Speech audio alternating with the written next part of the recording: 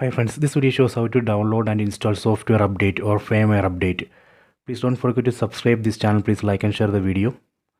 Go to settings. Select settings icon from top right corner. Select device preferences. Go to about.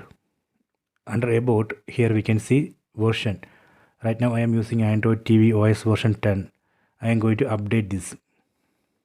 Select system update. Now it's checking for update. Please wait. Okay, done. It shows new update available. Version of this new update is Android TV OS version 12.1.1. Size of the update is 762 MB. On right side you can see one download button. Select that button, that way we can download and install this update. If you are not seeing this update in your TV model, that means company is not yet released this update for your TV model. Hence you have to wait. You have to keep checking this. Once this update is available, then you would be able to download and install this update in your device. I hope you have enjoyed this video. Please check it.